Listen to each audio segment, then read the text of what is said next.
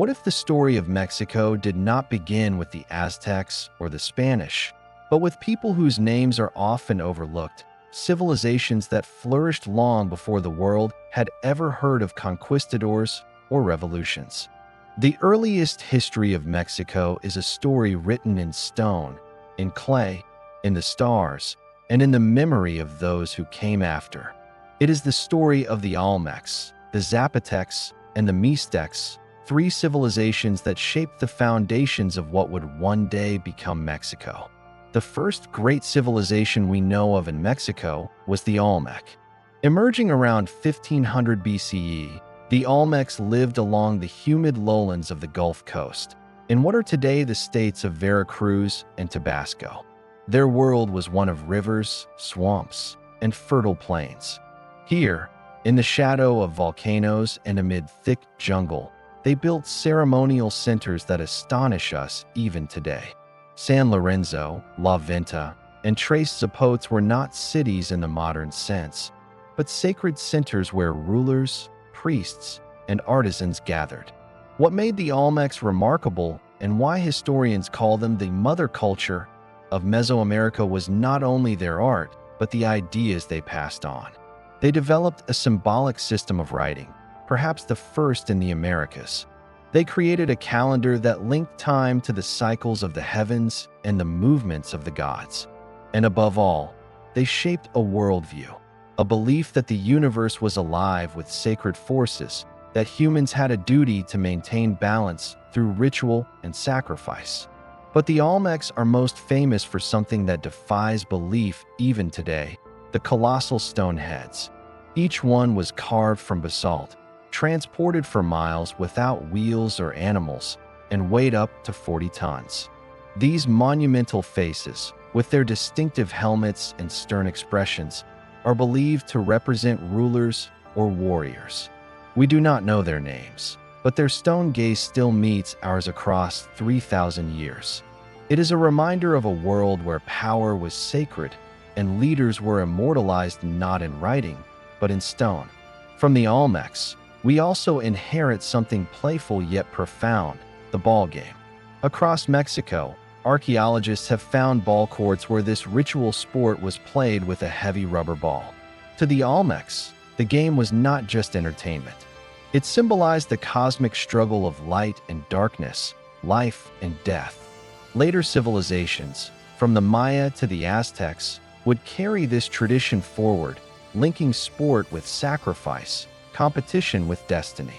By 400 BCE, the great Olmec centers had declined. San Lorenzo was abandoned, La Venta destroyed. The reasons remain unclear: environmental change, shifting rivers, and political upheaval. But the Olmecs did not vanish.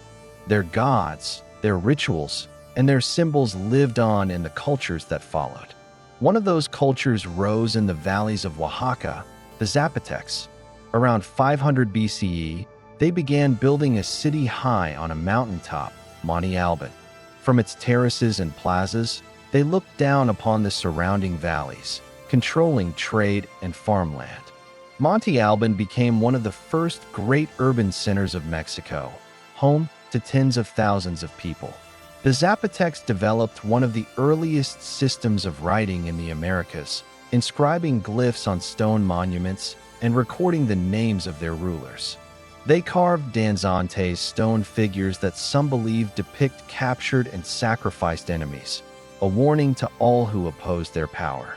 The city itself was a marvel of planning. Pyramids, temples, ball courts, and observatories aligned with the movements of the sun and stars. Religion, as with the Olmecs, was central. The Zapotecs worshipped a pantheon of gods tied to rain, maize, and fertility. Cosijo, the rain god, was among the most important.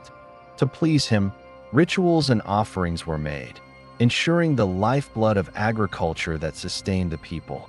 Monte Alban flourished for centuries, its influence spreading across Oaxaca and beyond. But by the 9th century, its power waned. The city was gradually abandoned, leaving behind silent plazas and temples where once thousands gathered. Yet the Zapotec people never disappeared. Their culture survived in smaller communities, and today millions in Oaxaca still speak Zapotec languages, living proof of a heritage that endures. As Monte Alban declined, another power rose in the Mixtec highlands. The Mixtecs, known for their artistry, became masters of painted codices, deerskin books that recorded their genealogies, myths, and histories. These Mixtec codices are among the most important sources we have for pre-Columbian Mexico, filled with colorful images of rulers, marriages, alliances, and wars. The Mixtecs lived in a rugged land of mountains and valleys, where small kingdoms competed for dominance. Through diplomacy and conflict, they built a complex web of alliances. One of their greatest rulers was Lord 8 Deer Jaguar Claw, whose story is recorded in the codices. He rose to power in the 11th century, uniting kingdoms through conquest and marriage, and leaving behind a legacy of power and ambition. Mixtec artisans were also renowned for their work in gold, turquoise, and jade. When the Aztecs later encountered Mixtec treasures, they marveled at their beauty and skill. The artistry of the Mixtecs became prized across Mesoamerica, and their objects were carried far beyond their homeland. Like the Zapotecs, the Mixtecs were deeply religious. They believed in gods of rain, earth, and creation, and their rulers often claimed divine descent. Rituals and offerings were essential to maintain the balance of the world. Even today, in parts of Oaxaca, Mixtec traditions continue, connecting modern communities to an ancient past. Together, the Olmecs, Zapotecs, and Mixtecs laid the foundations of Mexico. They created cities, calendars, writing systems, religions, and artistic traditions that shaped the civilizations to come. When the Maya rose in the jungles, when the Toltecs ruled from Tula, when the Aztecs built their empire in the Valley of Mexico, all drew upon the legacies of these first civilizations. To speak of the history of Mexico without them would be to begin a story in the middle, to forget the roots that made later greatness possible. The colossal heads of the Olmecs, the mountaintop city of the Zapotecs, and the painted codices of the Mixtecs are all chapters in the opening pages of Mexico's story. And so, the history of Mexico begins not with conquest or revolution, but with creation, with the carving of stone, the building of cities, the writing of glyphs, and the telling of stories. It begins with civilizations that, though ancient, still speak to us. Their legacy is not silent. It lives on in the languages still spoken in Oaxaca, in the rituals of communities that trace their roots to these ancestors, and in the stones that continue to watch us from the forests and mountains of Mexico. This is the first chapter of Mexico's history, a chapter of beginnings, of invention, and of endurance. And as we move forward into the story of the Maya, the Toltecs, and the Aztecs, we will see how the foundations laid by the Olmecs, Zapotecs, and Mixtecs would echo through centuries, shaping one of the most remarkable histories in the world. If the Olmecs were the first to lay the foundations of Mesoamerican civilization, the Maya took those foundations and built upon them one of the most sophisticated cultures in the ancient world. The Maya civilization, stretching across modern-day Mexico, Guatemala, Belize, Honduras, and El Salvador, created great cities in the jungle, a complex calendar system, and a tradition of art and writing that continues to fascinate us today. The Maya story begins around 2000 BCE, when small farming villages appeared across the Yucatan Peninsula and into the highlands of Guatemala. By cultivating maize, beans, and squash, the three sisters of Mesoamerican agriculture, they were able to support larger communities. Over centuries, these villages grew into ceremonial centers and eventually into full-fledged cities. By the time we reached the classic period of Maya civilization, roughly 250 to 900 CE, the Maya world was dotted with dozens of city-states. Unlike the centralized empires of Rome or China, the Maya civilization was not a single unified state. It was a mosaic of kingdoms, Tikal, Calakmul, Palenque, Copan, Caracol, and many others, each ruled by its own king, each competing for power, prestige, and dominance.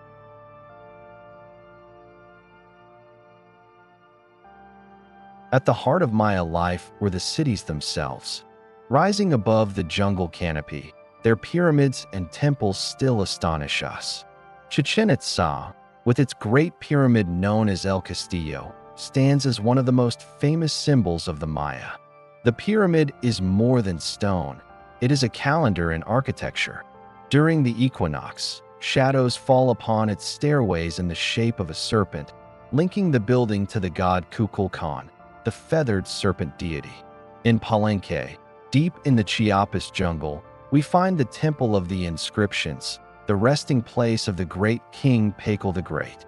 His tomb, discovered in the 20th century, contained a massive stone sarcophagus with carvings that tell the story of his life and his journey into the afterlife. For the Maya, kings were not merely rulers. They were divine intermediaries, responsible for maintaining balance between the human and spiritual worlds. The Maya also gave the world one of its most complex writing systems. Known as Maya hieroglyphs, this script combined logograms and syllabic signs, allowing them to record history, mythology, astronomy, and politics with great detail.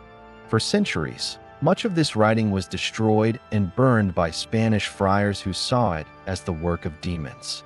Only a few Maya codices survive, such as the Dresden Codex, which reveals their extraordinary knowledge of astronomy and ritual cycles. One of the most striking features of Maya culture was their obsession with time. The Maya calendar is often misunderstood, but in truth, it was one of the most advanced systems of timekeeping in the ancient world. They used multiple interlocking calendars, the 260-day ritual calendar, the 365-day solar calendar, and the long count, which tracked time over thousands of years. For the Maya, time was not linear but cyclical. Ages were born, flourished, and ended, only for new ones to begin. This cyclical vision shaped their rituals, their politics, and their very view of existence. Religion infused every part of Maya life. Their gods were many and complex. Itzamna, the creator god; Chak, the god of rain, the hero twins of their mythology, who defeated the lords of the underworld. Rituals often involved bloodletting, where kings and nobles pierced their tongues or skin to offer blood to the gods. Human sacrifice also played a role, particularly in connection with warfare and the sacred ballgame. Victorious kings would often capture rivals and offer them to the gods, a reminder that power was tied not only to politics but to the divine will. Yet alongside this ritual intensity, the Maya also excelled in art and science. They painted murals in brilliant colors, carved stelae that recorded history in stone, and built observatories to track the stars. At sites like Uxmal, the Pyramid of the Magician shows its architectural genius, blending mathematical precision with religious symbolism. But as much as the Maya flourished, their story also carries one of history's great mysteries, the Maya collapse. Around the 9th century, many of the great southern cities, including Tikal and Copan, were abandoned. The jungles slowly reclaimed their plazas, and their temples fell silent. Scholars debate the reasons: prolonged drought, overpopulation, warfare, environmental decline, or a combination of all. Whatever the cause, the classic Maya world dissolved, leaving behind ruins that would puzzle explorers centuries later. Yet the Maya did not disappear. In the northern Yucatan, cities like Chichen Itza and later Mayapan rose to prominence during the post-classic period, between 900 and 1500 CE. These centers carried on many Maya traditions while also adopting influences from other cultures, such as the Toltecs. When Spanish conquistadors arrived in the 16th century, they encountered Maya communities still thriving, still practicing their faith, still speaking their languages. Even today, millions of people across Mexico and Central America identify as Maya. Their languages are still spoken, their rituals still practiced, their traditions still alive. The Maya are not a vanished civilization. They are a living people, heirs to one of the world's most remarkable histories. The legacy of the Maya civilization is vast. Their cities stand as testaments to human ingenuity, their calendar as a symbol of our attempt to understand time, and their writing as a bridge across centuries. The Maya remind us that even in the deepest jungles, human creativity can flourish into greatness. The history of Mexico cannot be told without them. They are the architects of stone pyramids and cosmic cycles, the writers of glyphs and codices, the dreamers who mapped the stars. They show us how a people can shape time itself, and how, even in decline, their echoes endure. And as our story of Mexico continues, we will see how new powers rose from their shadow: the Toltecs, the city of Tula, and the legacy that would eventually inspire the Aztecs. When the great Maya cities of the south were falling silent, and their temples were being swallowed by the jungle, a new power rose in the highlands of central Mexico. This was the world of the Toltecs, a people whose memory lingered long after their kingdom had crumbled, preserved in the legends of those who came after. For the Aztecs, who later built their own empire, the Toltecs were not just a civilization of the past. They were a golden age, a source of wisdom, art, and sacred tradition. The Toltecs built their capital at Tula, in the present-day state of Hidalgo, around the 10th century CE. Tula was not as vast as Teotihuacan, the city that had dominated central Mexico centuries before, but it was a place of innovation and power. Its plazas and pyramids were adorned with colossal stone warriors, known today as the Atlantean figures of Tula. Standing over 4 meters tall, these stone columns depict Toltec warriors in full regalia armed with darts, atlatls, and butterfly pectorals, symbols of war and sacrifice. Even in ruin, they give the sense of a people who glorified the warrior's path. The Toltecs, like those before them, were heirs to the cultural traditions of Mesoamerica. They played the sacred ball game, built pyramids aligned with the cosmos, and worshipped a pantheon of gods. Chief among these was Quetzalcoatl, the feathered serpent deity. Quetzalcoatl was not only a god of wind, knowledge, and creation, but he was also remembered as a priest king who once ruled at Tula. In Toltec legends, Quetzalcoatl was a wise and just leader who opposed human sacrifice and taught his people the arts of civilization. But he was tricked by Tezcatlipoca, the god of darkness and sorcery, forced into exile, and said to have sailed eastward, promising one day to return. This myth would echo centuries later, when the Aztecs saw Hernán Cortés as the possible return of Quetzalcoatl. Tula itself was a city built with purpose. Its central pyramid, the Pyramid of Quetzalcoatl, was decorated with serpents and jaguar symbols of divine power and martial might. Around it were ball courts, palaces, and temples. Murals and carvings from Tula reveal scenes of battle, sacrifice, and conquest, suggesting a society deeply invested in warfare. Some depictions show jaguars and coyotes devouring human hearts, a stark reminder of the role sacrifice played in their religion. The Toltecs were not confined to Tula alone. Their influence spread widely across Mesoamerica through trade, migration, and conquest. Traces of Toltec culture can be seen as far as Chichen Itza in the Yucatan. Archaeologists debate whether Toltec warriors actually conquered the Maya city or whether cultural exchange brought Toltec elements south. But the similarities are striking. The Pyramid of El Castillo at Chichen Itza, with its serpent imagery, mirrors the Toltec devotion to Quetzalcoatl. The Temple of the Warriors at Chichen Itza is adorned with columns resembling those of Tula. Whether through conquest or connection, the Toltecs left their mark far beyond their homeland. But as with all civilizations, the glory of the Toltecs did not last forever. By the 12th century, Tula fell into decline. Sources speak of famine, civil war, and invasions from northern Shishimec tribes. The city was gradually abandoned, its temples left to crumble, its plazas to fall silent. For centuries afterward, the ruins of Tula stood as a reminder of both greatness and fragility.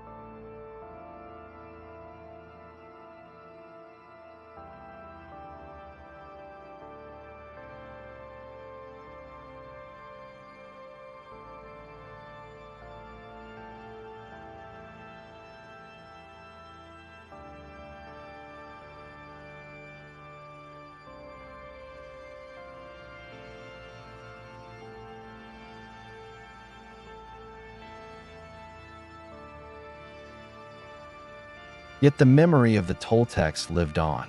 To the Aztecs, centuries later, the Toltecs were the very definition of civilization. The word Toltec came to mean an artist, a wise man, a master craftsman. Aztec rulers traced their lineage to the Toltecs, claiming legitimacy through descent from this ancient people. The Aztec capital of Tenochtitlan was adorned with imagery drawn from Toltec traditions, blending past and present into a single vision of empire. The story of the Toltecs is therefore both history and legend. We can excavate their pyramids, measure their columns, and read their murals. But we also encounter them in the myths of Quetzalcoatl and the stories told by the Aztecs. They exist both as a people of stone and as a people of memory. In many ways, the Toltecs remind us that civilizations do not disappear entirely when their cities fall. They linger in the ideas they inspire, the myths they generate, and the traditions they pass on. The Toltecs may have lost Tula, but they won a kind of immortality living on in the imaginations of those who followed. And as our journey through the history of Mexico continues, the stage is now set for the rise of the Aztecs. From the memory of the Toltecs from the ruins of Tula and from the myths of Quetzalcoatl, the Aztecs would fashion their own empire, an empire that would rise higher than any before it and yet fall more swiftly than any could have imagined. The fall of Tula left central Mexico in a state of flux. Old powers had crumbled, new groups vied for dominance, and across the valleys, waves of migrants sought land, gods, and destiny. Among them were people who called themselves the Mexica, later remembered as the Aztecs. At first, they were dismissed as wanderers, uncivilized, and barbaric. Yet from the margins of Mesoamerica, they would rise to forge one of the most powerful empires the Americas had ever seen. The story of the Aztecs begins not with stone or conquest, but with a journey. According to their own legends, the Mexica came from a mythical homeland called Aztlan, a place of 7 caves where their ancestors first emerged. Guided by their tribal god, Huitzilopochtli, the god of the sun and war, they set out on a migration southward. For generations, they wandered through the valleys and mountains of central Mexico, often unwelcome, often pushed aside by more established peoples. It was not only a physical journey, but a spiritual one. The Mexica believed they carried a divine mission, to find the place where they would build their city, marked by a sign from their god. That sign was extraordinary, a cactus growing from a stone, and perched upon it, an eagle devouring a serpent. Centuries later, this vision would be immortalized on the flag of modern Mexico. When the Mexica finally reached the Valley of Mexico in the early 14th century, they were poor and landless. The valley was already filled with powerful city-states, Texcoco, Tlacopan, and above all, the Tepanecs of Azcapotzalco.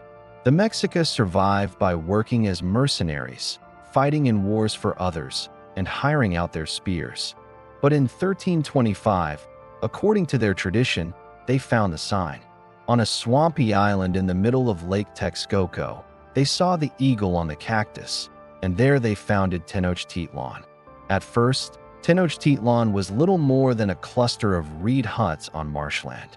But the Mexica transformed the unpromising site into a thriving city through ingenuity and labor.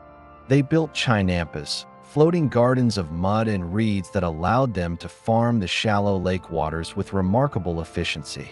They constructed causeways and canals, linking their city to the mainland and allowing for trade and movement. Slowly, the island settlement grew into a metropolis. The Mexica were not alone. They were part of a larger cultural world, inheriting traditions from the Toltecs, the Teotihuacanos, and the Maya. They played the ball game, worshipped familiar gods, and adopted writing and calendrical systems. But the Mexica added their own intensity, their own vision. They believed that the sun itself required nourishment to survive, and that nourishment could only come from human blood. In Aztec religion, sacrifice was not cruelty for its own sake. It was a cosmic necessity. The universe was a fragile balance, sustained by human offerings. To the Mexica, war became not only a political act, but a religious duty. They fought not just to conquer, but to capture prisoners who could be sacrificed to the gods. This belief gave rise to the Flower Wars, ritualized battles with neighboring states, where the aim was not territory but captives for sacrifice. As Tenochtitlan grew, so too did its ambitions. By the 15th century, the Mexica allied with two other city-states, Texcoco and Tlacopan. This triple alliance became the foundation of the Aztec Empire. Together, they waged campaigns across central Mexico, subjugating dozens of polities and demanding tribute in the form of maize, cacao, textiles, feathers, and captives. Tenochtitlan blossomed into one of the greatest cities of the pre-Columbian world. By the early 16th century, it may have housed 200,000 people, larger than many European cities of the time. Its great plaza was dominated by the Templo Mayor, a twin pyramid dedicated to Huitzilopochtli and Tlaloc, the god of rain. From this heart of the city, rituals, sacrifices, and festivals unfolded in rhythms tied to the cosmic calendar. The city was an engineering marvel. Aqueducts carried fresh water from the springs of Chapultepec. Causeways connected the island to the mainland, with bridges that could be raised for defense. Canals crisscrossed the city, and canoe traffic thrived where streets might have been. Spanish conquistadors who later arrived were astonished by its order, its markets, and its sheer scale. Yet alongside its splendor was its brutality. The Aztecs' devotion to sacrifice was unmatched in scale. Prisoners from conquered lands were offered to the gods in great numbers, their hearts cut from their chests on the heights of the Templo Mayor. Skulls of the sacrificed were displayed on Tzompantli, racks that bore witness to the Aztecs' religious fervor and their domination over subject peoples. This duality of splendor and terror, brilliance and blood, was at the core of Aztec civilization. They saw themselves as the chosen people of the sun, responsible for keeping the cosmos alive through their rituals. And in pursuit of this mission, they built an empire of both fear and admiration. By the early 16th century, the Aztecs controlled a vast tribute empire stretching from the Gulf Coast to the Pacific, from the Valley of Mexico to the jungles of Chiapas. But their power came at a cost. Many of their subject peoples resented their dominance and the heavy tribute demands. This discontent simmered beneath the surface, waiting for a spark. The Aztecs believed they were living at the center of the fifth and final age of the world, an age destined to end in cataclysm. They did not know how soon that prophecy would prove true.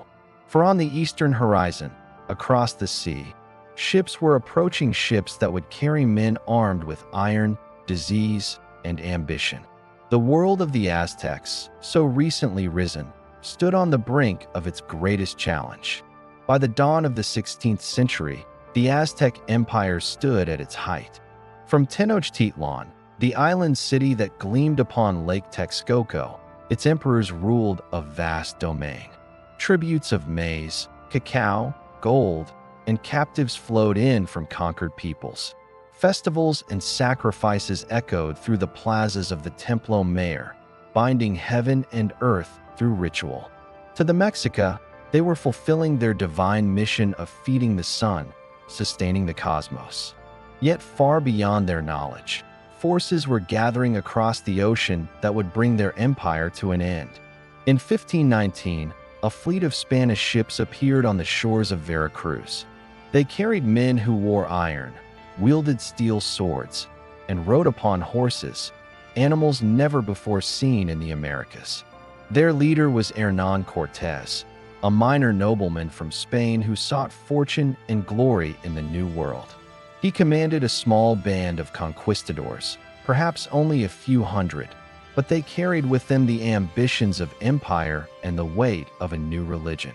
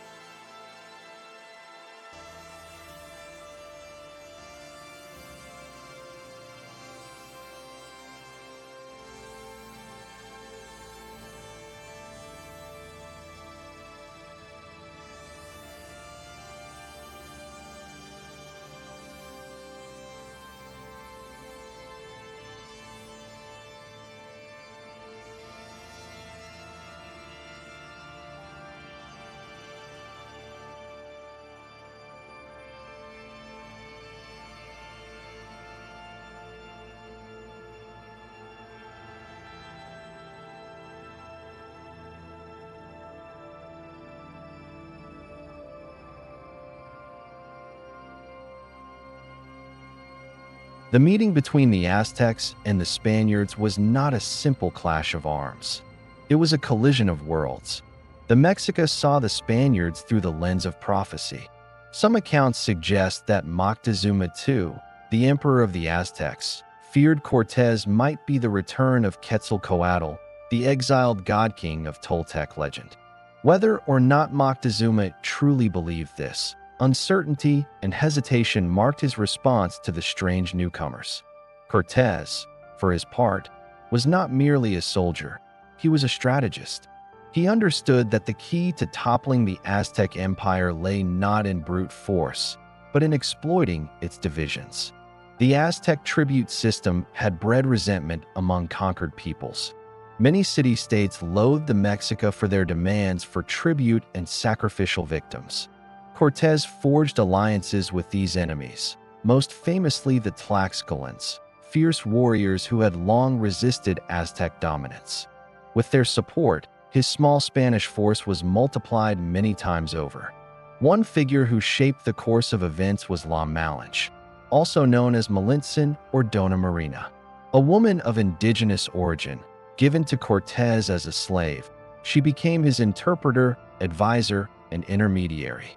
Fluent in Nahuatl, Maya, and later Spanish, she bridged the gap between cultures. To some, she was a traitor who helped destroy her people. To others, she was a survivor, navigating impossible circumstances with intelligence and resilience. Her role reminds us that conquest was not only a clash of armies, but also a negotiation of languages, alliances, and personal choices. As Cortés and his allies advanced toward the Valley of Mexico, Moctezuma sent gifts of gold and precious objects, hoping to appease or delay the strangers.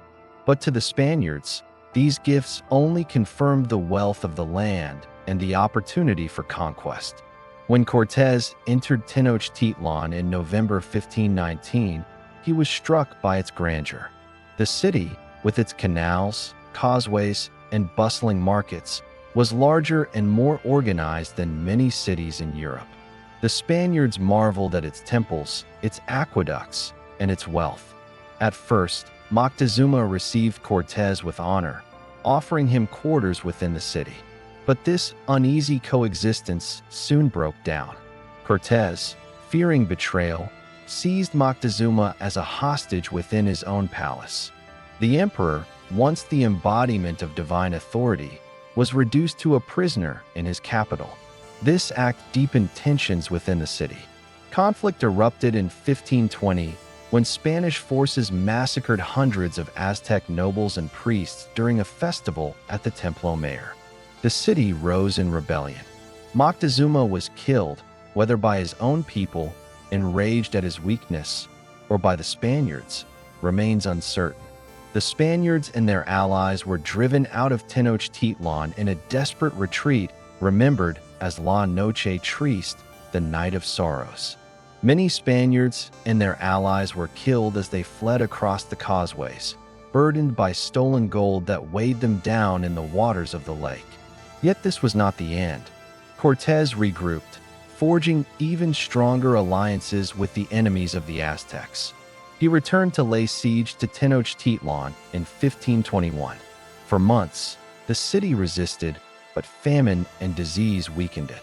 Smallpox, carried unknowingly by the Spaniards, swept through the Aztec population. With no immunity to this old-world disease, tens of thousands perished, including warriors, nobles, and commoners alike. The epidemic ravaged the city as surely as the siege itself. By August 1521, Tenochtitlan fell. Its temples burned, its causeways clogged with the dead, its people starved and broken. The once great city of the Mexica was reduced to ruins. On its ashes, the Spaniards would build a new city, Mexico City, the capital of New Spain. The fall of Tenochtitlan was more than the end of a city. It was the collapse of a world. The Aztec Empire, which had risen so quickly and brilliantly, was destroyed within a few short years. Its gods were toppled, its rulers slain, its rituals suppressed. Yet its memory lived on in the stories of its descendants, in the ruins that still stand, and in the legacy that shaped the identity of Mexico itself. The conquest was not complete with the fall of Tenochtitlan. For decades, the Spaniards would face resistance across Mexico, as indigenous peoples struggled to preserve their autonomy and traditions. But the symbolic heart of the Mexico world had been taken, and with it, a new chapter began. The colonial era, where Spanish rule, Catholic faith, and European ambitions would transform the land. The Spanish conquest of Mexico was not simply the victory of a few hundred conquistadors over a mighty empire. It was the product of alliances, betrayals, epidemics, and misunderstandings. It was a story of ambition and survival, of courage and tragedy. And it set the stage for 3 centuries of colonial rule, during which the people of Mexico would struggle to preserve their heritage under the weight of empire. When the smoke cleared over the ruins of Tenochtitlan in 1521, a new order began to take shape. Upon the broken stones of the Aztec capital, the Spaniards laid the foundations of Mexico City, a city designed not as a continuation of the old world, but as a symbol of the new. It would become the heart of New Spain, the centerpiece of Spanish colonial rule in the Americas. For 3 centuries, the territory we now call Mexico was known as the Viceroyalty of New Spain.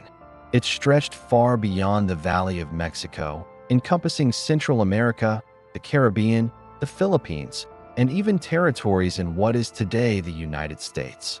It was one of the jewels of the Spanish Empire, rich in silver, fertile in land, and vast in its cultural diversity. Yet beneath the surface of wealth and splendor lay inequality, exploitation, and the ongoing struggle of indigenous peoples to preserve their traditions. The Spanish imposed new systems of governance, faith, and labor. The encomienda system granted conquistadors and settlers control over indigenous communities, obliging them to provide tribute and labor. In return, the Spanish were supposed to offer protection and Christian instruction. In reality, it often became a system of exploitation, little different from slavery. Communities that had once been independent found themselves bound to new masters, their work fueling the colonial economy. The Catholic Church was central to the colonial project. Missionaries spread across the land, building churches and monasteries atop the ruins of temples. They baptized millions, replaced idols with crucifixes, and taught new prayers in Nahuatl, Maya, Mixtec, and countless other tongues. Yet conversion was not simply a matter of erasure. In many places, indigenous traditions merged with Catholic rituals, creating new forms of worship that blended the old with the new. The cult of the Virgin of Guadalupe, said to have appeared in 1531 to the Nahua peasant Juan Diego, symbolized this fusion of a sacred figure who embodied both Spanish Catholicism and indigenous reverence. Mexico became the economic engine of the Spanish Empire. Silver mines in Zacatecas and Guanajuato poured wealth into Europe, funding wars, palaces, and trade across the globe. Ships laden with silver sailed from Veracruz to Seville and from Acapulco to Manila, linking New Spain to Asia in what became the first global economy. With wealth, however, came inequality. While Spanish settlers and their descendants, the Criollos, prospered, indigenous people bore the burden of labor, and enslaved Africans were brought across the Atlantic to work in fields and mines. Colonial society was rigidly hierarchical. At the top were the peninsulars, Spaniards born in Spain, who held the highest offices. Below them were the Criollos, Spaniards born in the Americas, often wealthy but excluded from certain privileges. Beneath them were mestizos, the children of Spanish and indigenous unions, who grew to form a large and diverse part of the population. At the bottom of this hierarchy were the indigenous peoples and enslaved Africans, whose labor sustained the colony but whose rights were often trampled. And yet, within this system, new identities were born. The mestizo culture blended languages, foods, music, and traditions. Spanish settlers adopted maize, chocolate, and chili peppers, while indigenous peoples incorporated Spanish livestock, wheat, and Catholic saints. Over time, this fusion created something distinct, a Mexican identity that was neither wholly Spanish nor entirely indigenous, but a new and evolving mixture of both.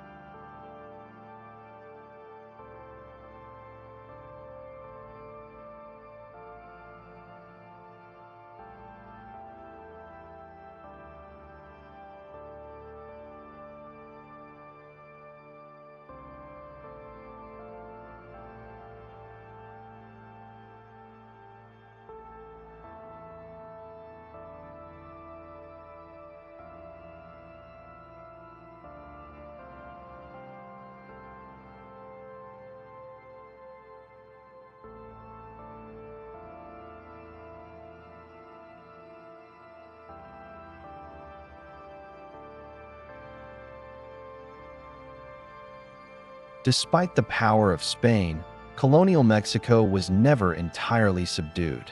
Indigenous communities resisted in ways large and small through open revolt, through the preservation of languages and traditions, and through adaptation. Rebellions broke out in regions such as the Maya lands of Yucatan and the mountainous north, where nomadic peoples resisted incorporation into the colonial order.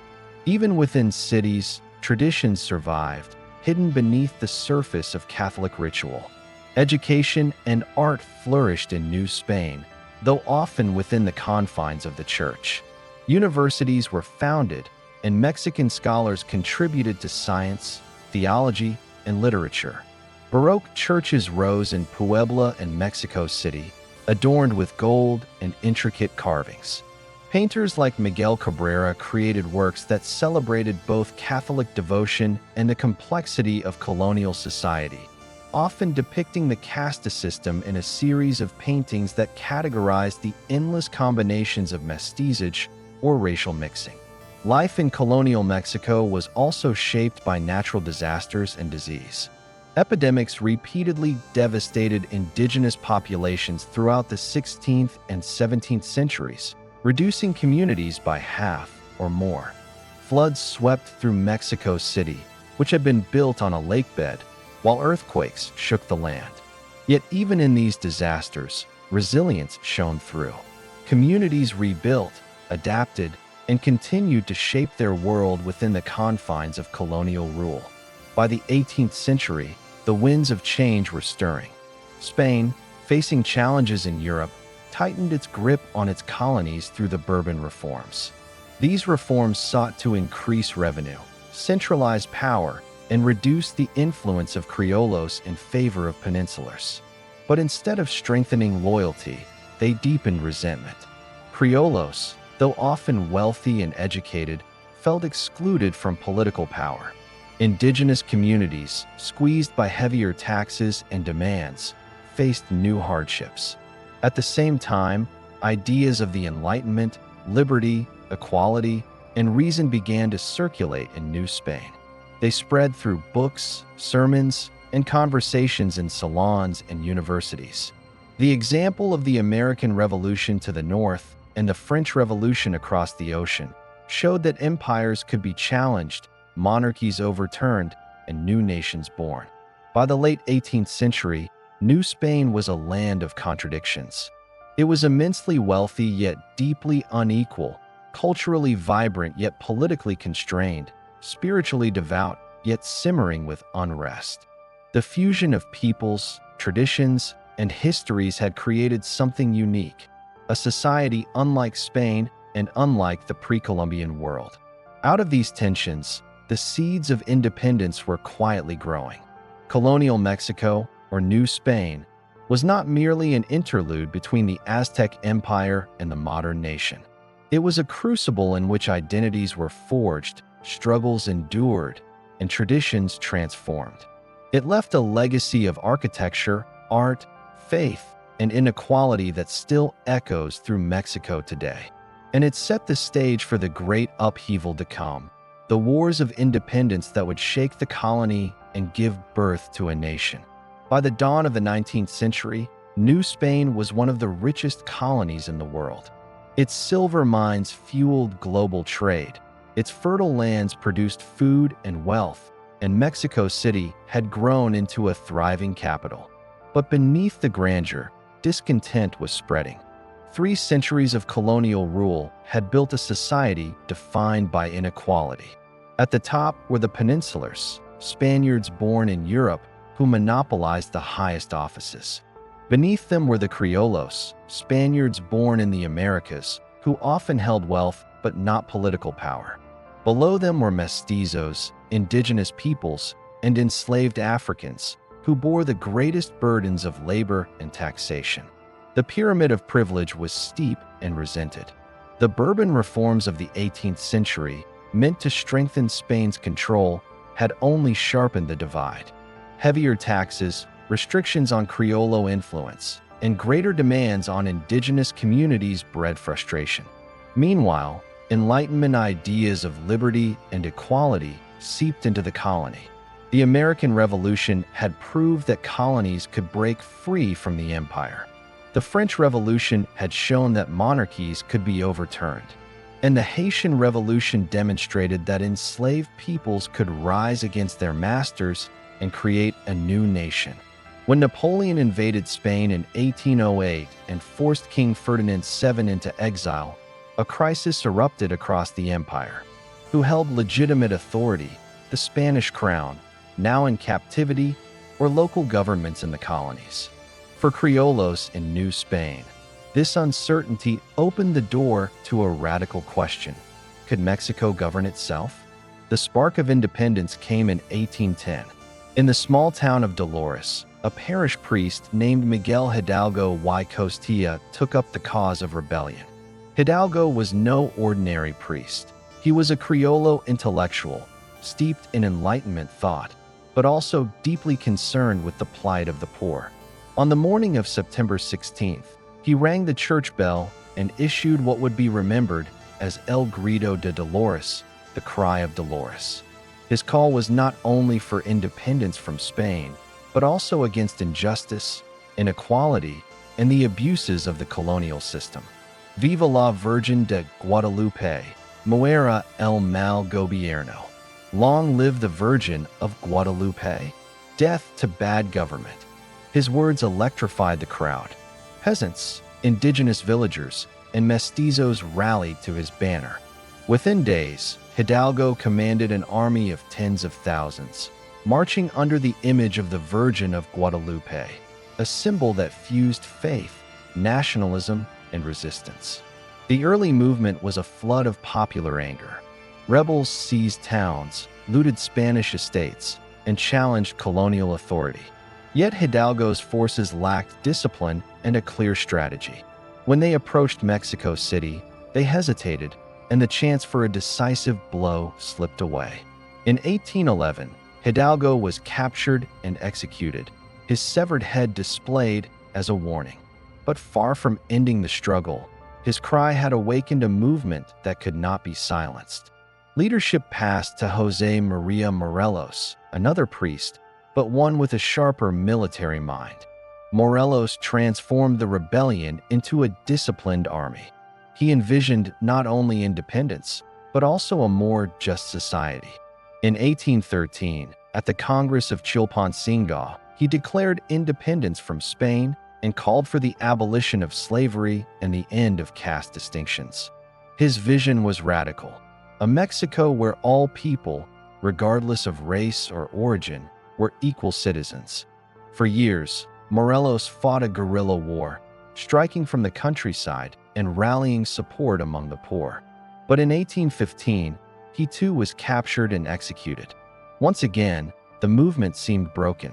Yet resistance smoldered in the hills, kept alive by leaders like Vicente Guerrero, who continued to fight with determination. The struggle dragged on for over a decade. Spain, embroiled in European conflicts, struggled to suppress the rebellion but maintained its grip over the cities.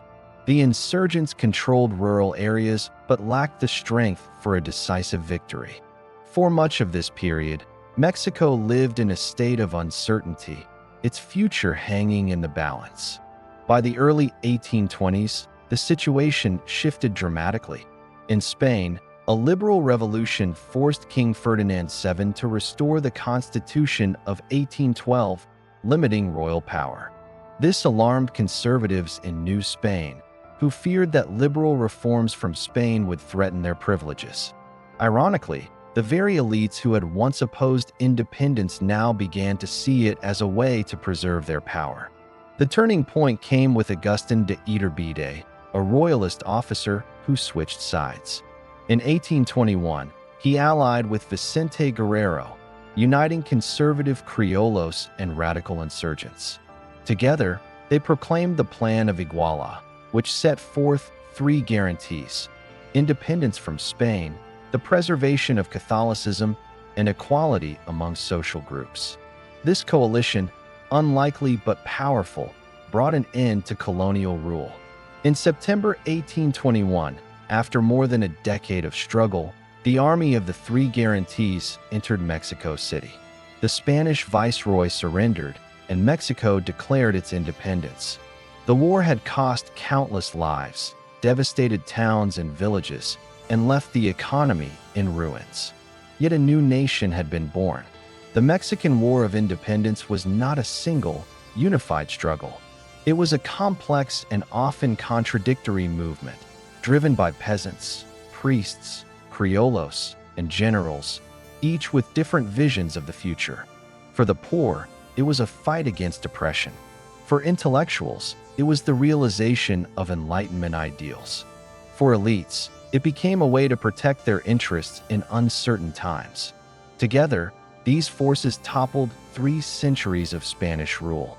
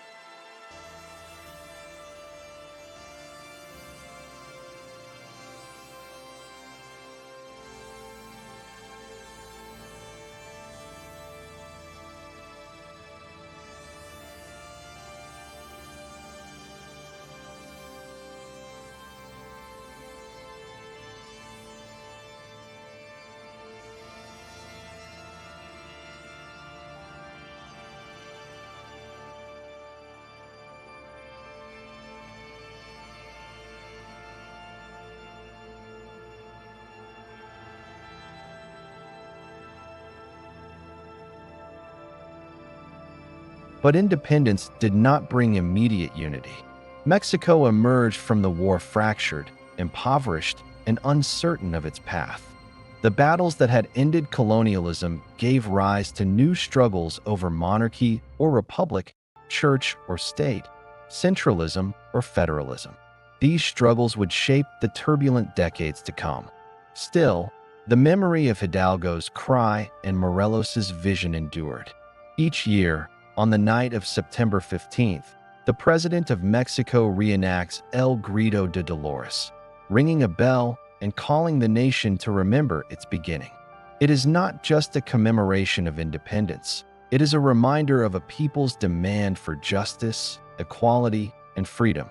In September of 1821, the victorious army of the Three Guarantees entered Mexico City.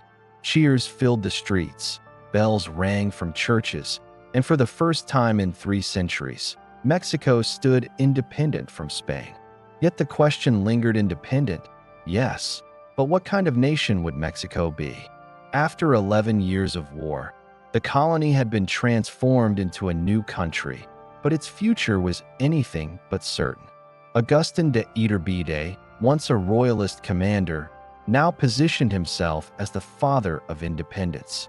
Under his plan of Iguala, he had promised a constitutional monarchy that would preserve Catholicism, guarantee equality, and unite criollos, mestizos, and indigenous peoples under a single flag.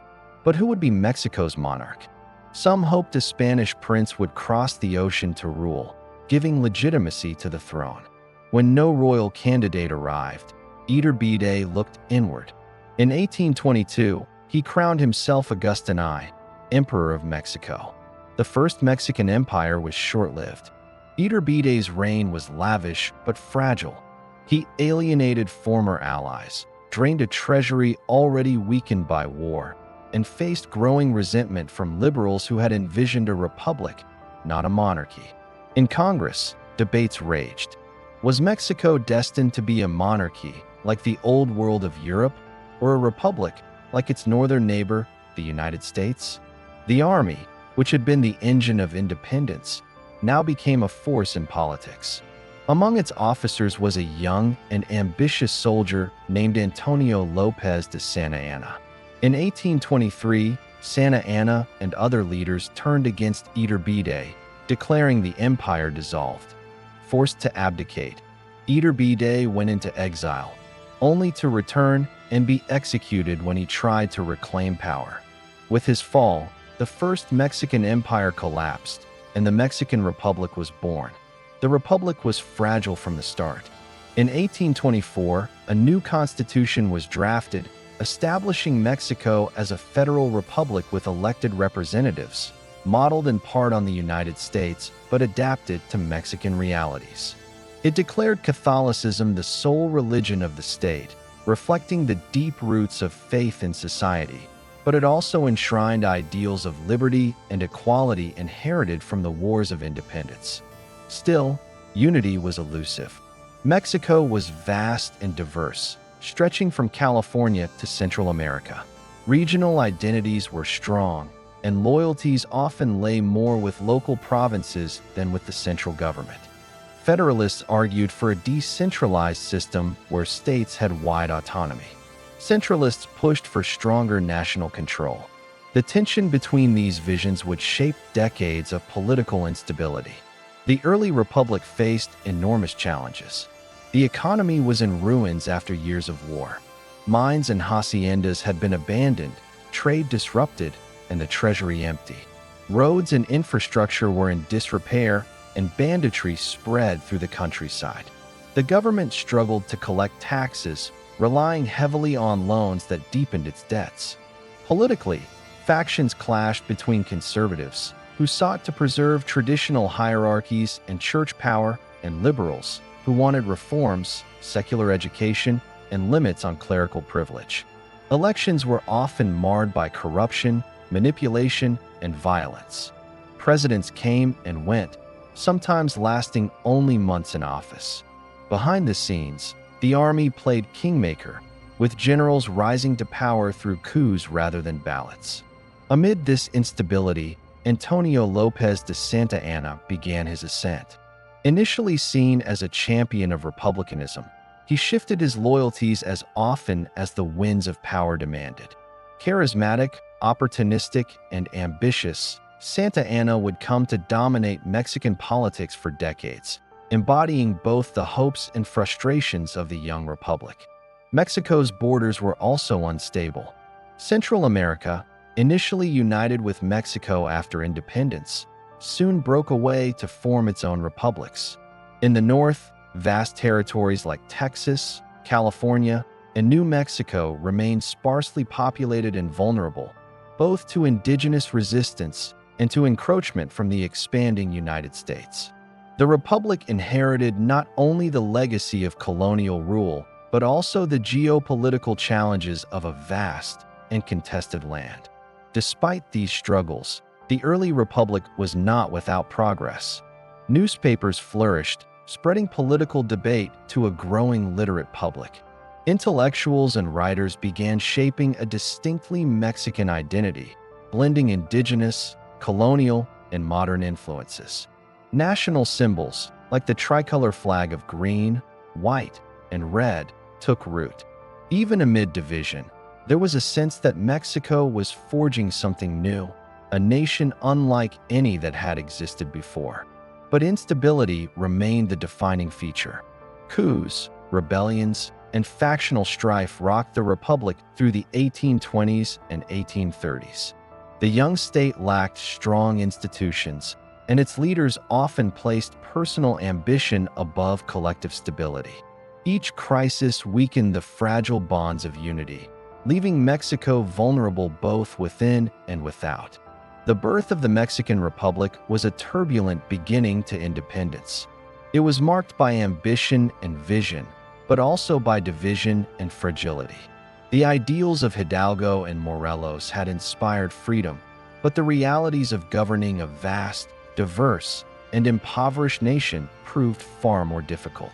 The new republic carried the weight of centuries of colonial legacy and the burden of building institutions from scratch. It was a land of promise and uncertainty, caught between monarchy and republic, centralism and federalism, tradition and reform. Out of these struggles would emerge not only the shape of Mexico's government, but also the identity of its people. As the 19th century advanced, the fragile republic would face even greater challenges: foreign invasions, lost territories, and the ambitions of generals like Santa Anna. The dream of independence had been achieved, but the struggle to define what Mexico would become had only just begun. In the decades after independence, Mexico was a nation in constant flux.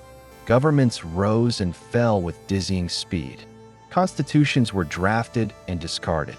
Liberals and conservatives wrestled for control, while regional caudillos, strong men with armies at their backs, often dictated the course of politics. Among them, one figure towered over the rest: Antonio López de Santa Anna. Santa Anna was, in many ways, the embodiment of Mexico's early republic: ambitious, unpredictable, and deeply contradictory. A skilled general, he had helped topple Agustín de Iturbide's empire in 1823 and styled himself as a defender of republicanism. Yet throughout his long career, he would switch sides repeatedly, serving as both a liberal reformer and a conservative dictator, depending on what secured his power. He was called the Napoleon of the West by admirers, but his critics saw him as an opportunist who placed personal ambition above the nation's stability. In 1833, Santa Anna was elected president of Mexico for the first time, but he soon grew bored with administration and handed power to his vice president, Valentín Gómez Farías, who introduced sweeping liberal reforms. These reforms sought to reduce the influence of the Catholic Church, curb military privilege, and modernize the state. But conservatives pushed back fiercely, and Santa Anna returned to power as their champion.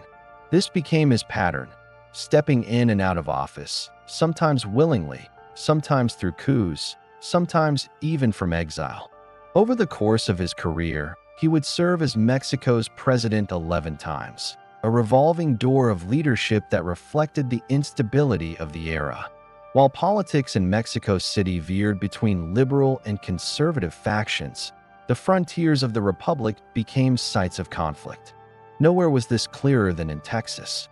By the 1820s, the Mexican government had encouraged many settlers from the United States to move into the sparsely populated northern province of Texas. These settlers, known as Texians, were meant to help defend the frontier and develop the land. But tensions quickly grew.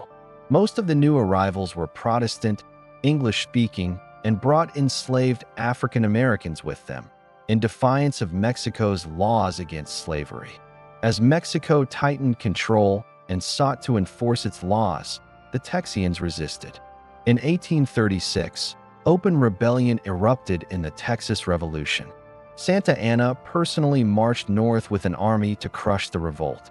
At first, he seemed triumphant. At the Battle of the Alamo, his forces overwhelmed a small garrison of Texian rebels, killing nearly all defenders.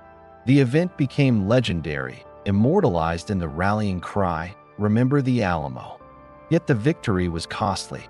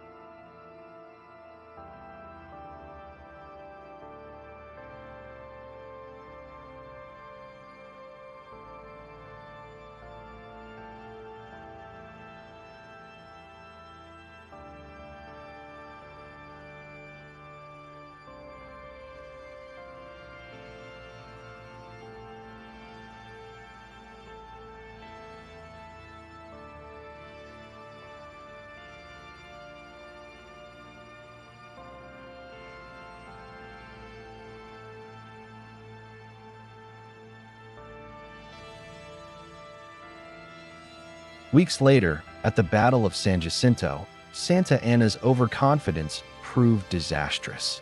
Texian forces under Sam Houston launched a surprise attack, routing the Mexican army and capturing Santa Anna himself. In exchange for his freedom, Santa Anna signed treaties recognizing Texas independence. Though the Mexican government later rejected these agreements, the reality was clear: Mexico had lost Texas. The loss of Texas was a deep wound, but worse was to come. In the 1840s, tensions with the United States grew. The U.S., driven by the ideology of manifest destiny, sought to expand westward, eyeing Mexico's northern territories of California, New Mexico, and beyond. When the U.S. annexed Texas in 1845, war became inevitable. The Mexican-American War, fought from 1846 to 1848, was one of the most devastating conflicts in Mexico's history. Though Santa Anna had been in exile, he returned once again to lead Mexican forces. His charisma and reputation still commanded loyalty, but his leadership was inconsistent, and Mexico was plagued by political division, weak finances, and underprepared armies. The war was brutal. U.S. forces, better supplied and unified, advanced deep into Mexican territory. Battles raged at Palo Alto, Buena Vista, Cerro Gordo, and Chapultepec.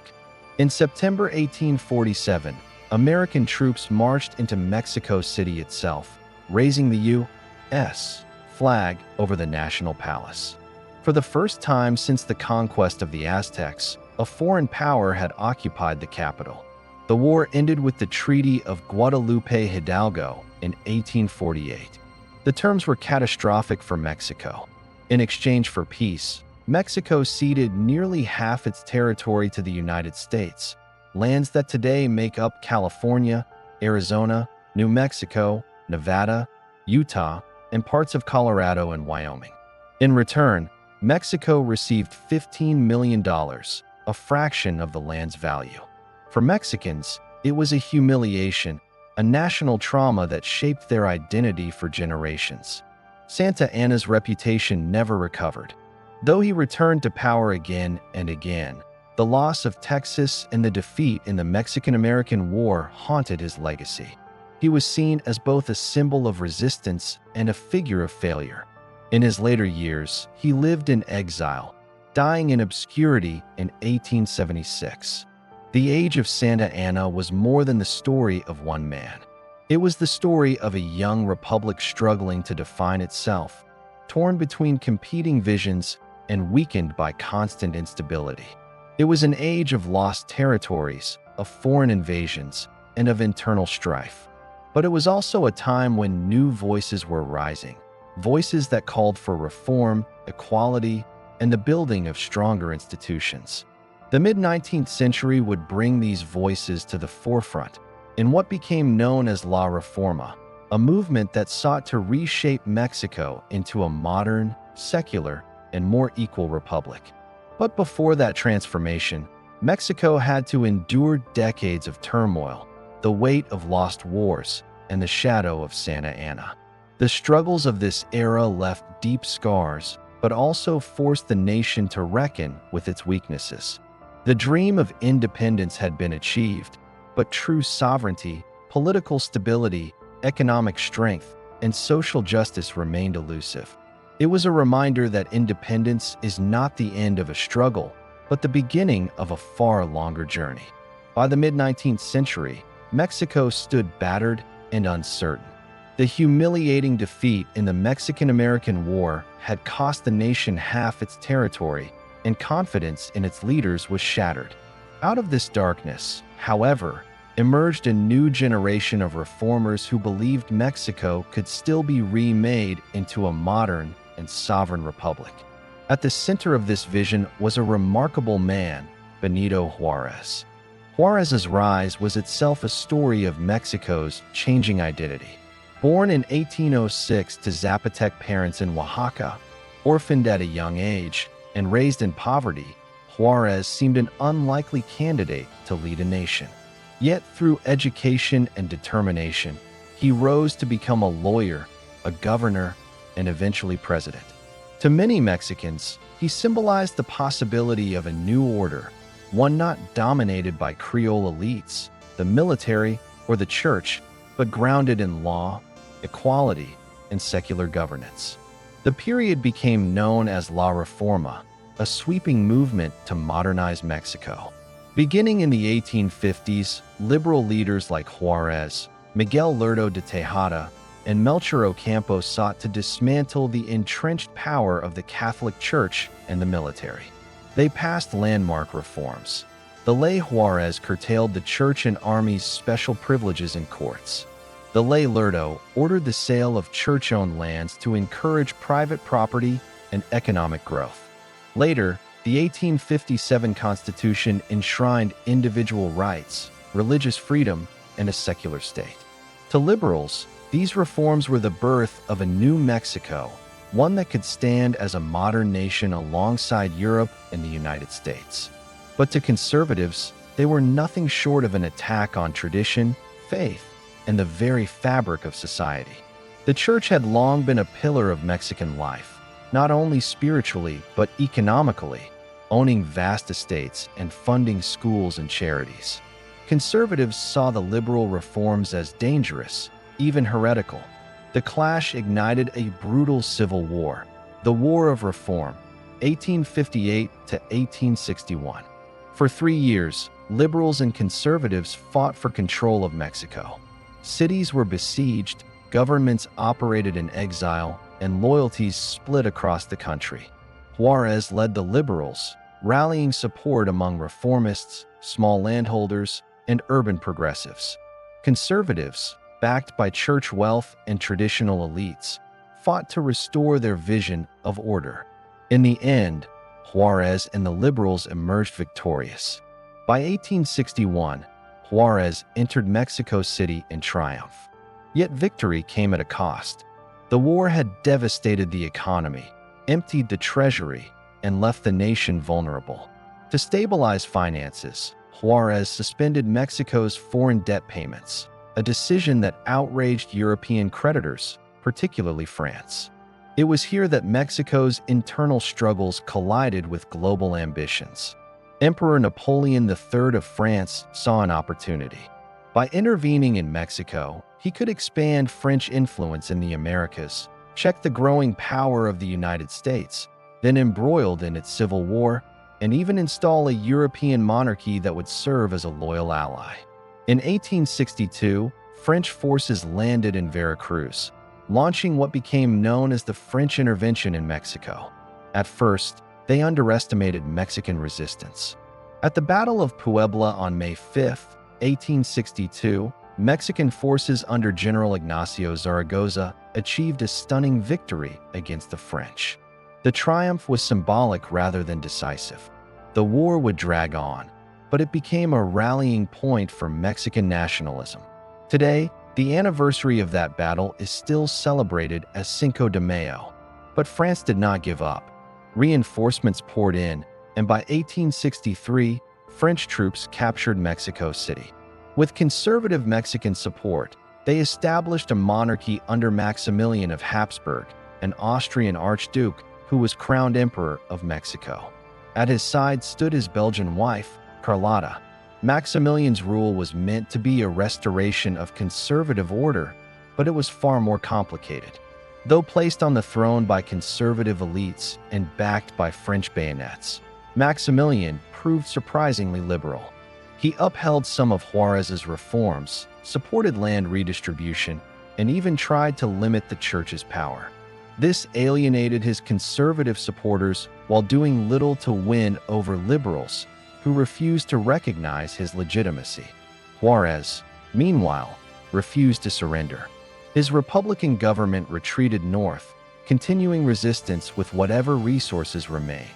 For years, Mexico was split between an imperial regime in the capital and a Republican movement that refused to die. The turning point came not in Mexico, but in the United States. When the American Civil War ended in 1865, the U.S. government, following the Monroe Doctrine, demanded that France withdraw its forces. Without U.S. distraction, Napoleon III could no longer justify the cost of the occupation. By 1866, French troops began to withdraw, leaving Maximilian increasingly isolated. Despite opportunities to flee, Maximilian chose to remain in Mexico, believing it was his duty to defend his throne. It was a fatal decision. In 1867, Republican forces captured him at Querétaro. He was tried, sentenced to death, and executed by firing squad. The photograph of Maximilian's execution shocked Europe, an emperor cut down by a fledgling republic. For Juarez and Mexico, it was a decisive victory. With Maximilian's death, the Second Mexican Empire collapsed, and Juarez returned to power, reaffirming Mexico as a republic. The struggle had been long and bloody, but its lessons were clear. Foreign powers could not impose their will indefinitely, and Mexico's destiny would be determined by Mexicans themselves.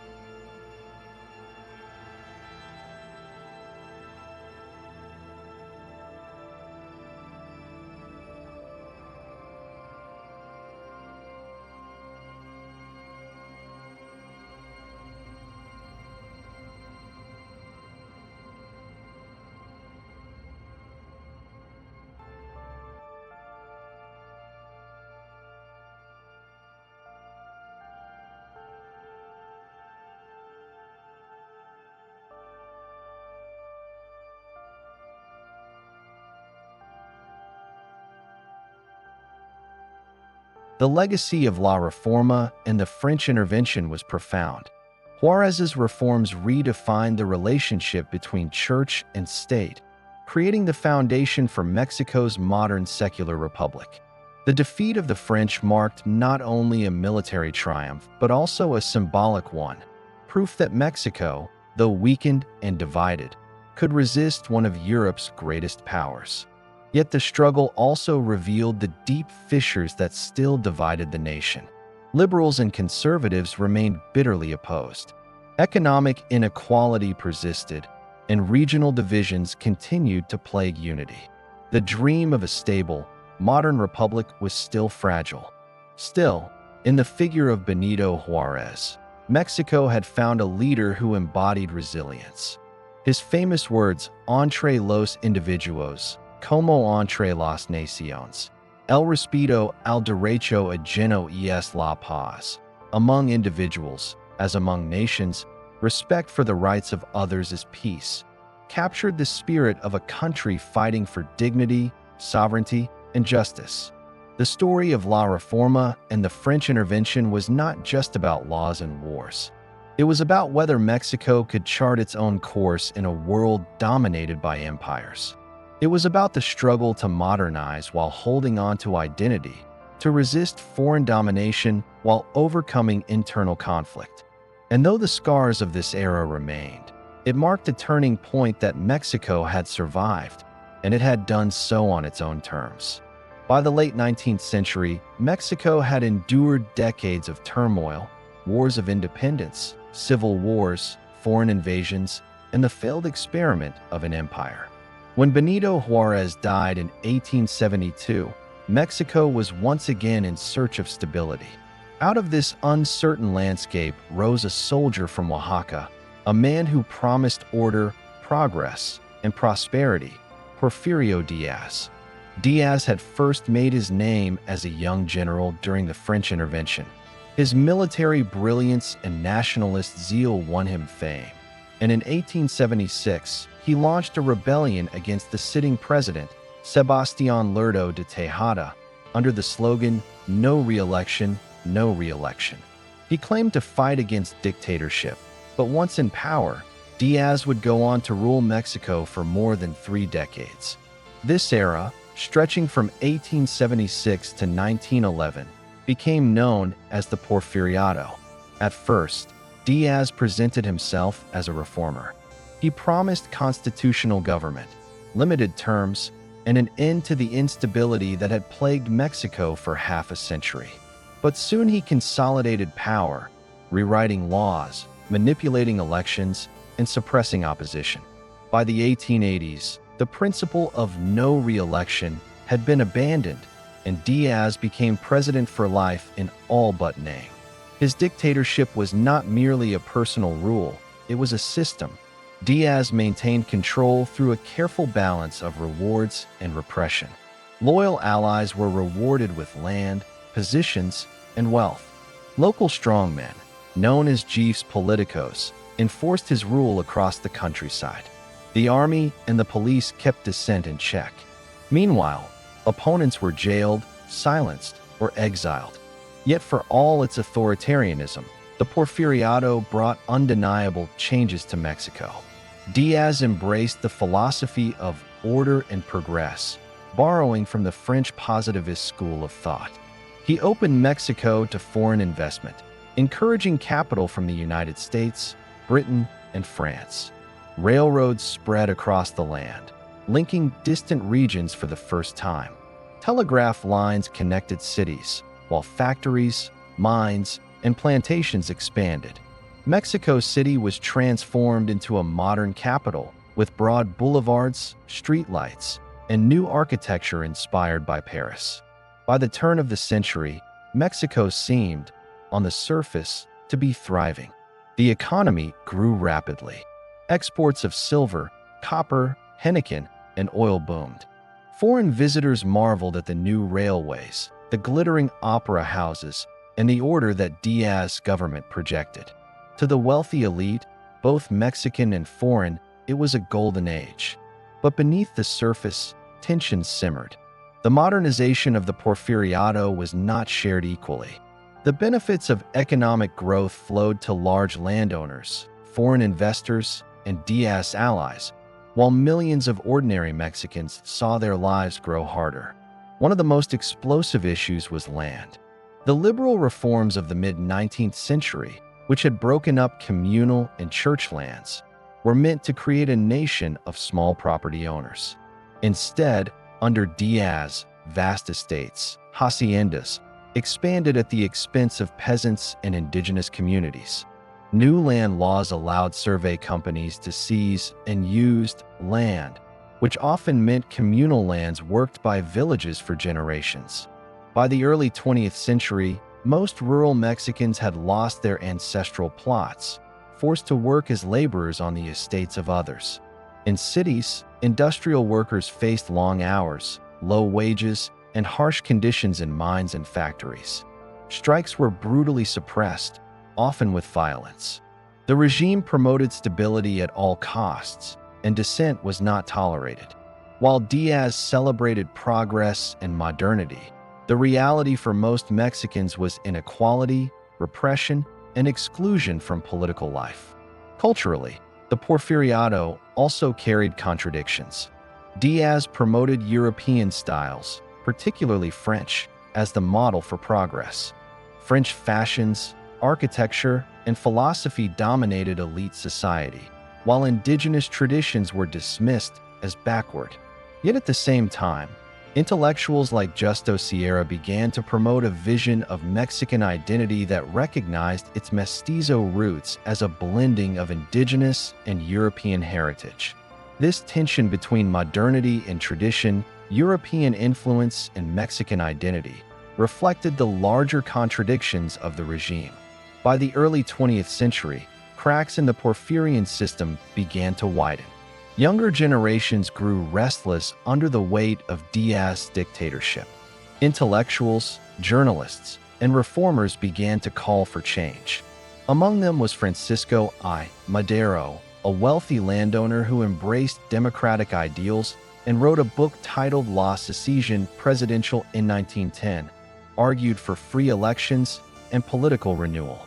In 1908, Diaz gave a famous interview to an American journalist, James Creelman, in which he suggested that Mexico was ready for democracy and that he would not run in the 1910 election. His words inspired hope among reformers. But when the time came, Diaz once again sought re-election, jailing Madero and manipulating the vote to ensure his victory. This betrayal lit the fuse. Madero escaped prison and fled to Texas, where he issued the Plan of San Luis Potosí, calling on Mexicans to rise in revolution on November 20th, 1910. Across the country, peasants, workers, and rebels answered his call. Among them were figures who would become legends: Emiliano Zapata in the south, Francisco Pancho Villa in the north, and countless others who saw in the revolution a chance to reclaim land, dignity, and freedom. The Porfiriato, which had lasted for more than 3 decades, was suddenly unraveling. Diaz, the man who had once promised no re-election, now faced the very rebellion he had once led against others. By May 1911, after months of fighting, Diaz resigned and went into exile in France. He would never return, dying in Paris 4 years later. The fall of Diaz marked the end of an era, but it was only the beginning of Mexico's greatest upheaval, the Mexican Revolution.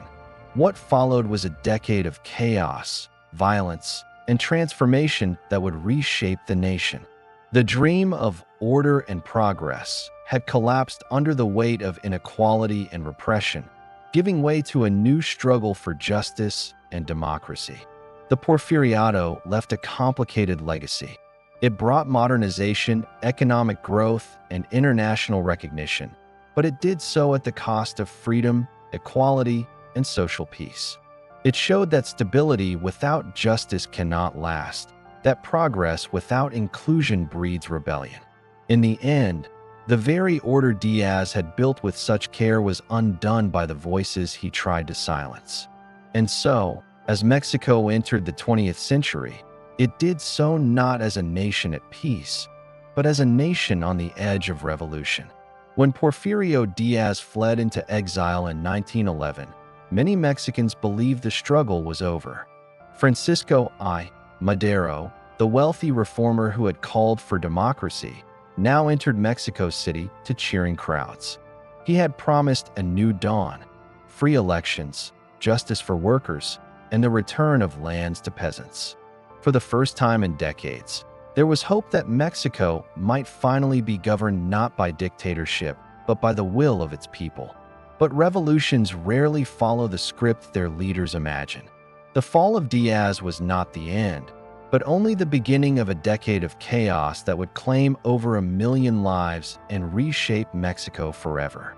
Madero's government faced impossible challenges. He was sincere in his commitment to democracy, but cautious in action. He hesitated to implement sweeping land reforms, fearing the elites whose support he needed. This hesitation infuriated peasants who had taken up arms, expecting immediate change. Among them was Emiliano Zapata, a revolutionary from Morelos. Zapata issued the Plan de Ayala, denouncing Madero as a traitor to the revolution and demanding tierra y libertad, land and liberty.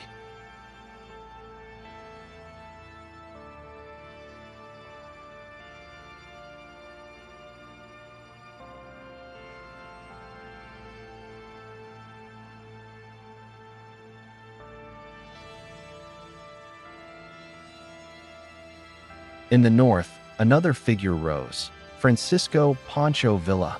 Charismatic, daring, and ruthless when needed, Villa commanded armies of cowboys, miners, and peasants. His forces were as much a social movement as a military one, seizing lands, redistributing resources, and challenging the old order. Together, Zapata and Villa represented the revolution's radical heart. RT, agrarian, populist, and deeply distrustful of politicians like Madero.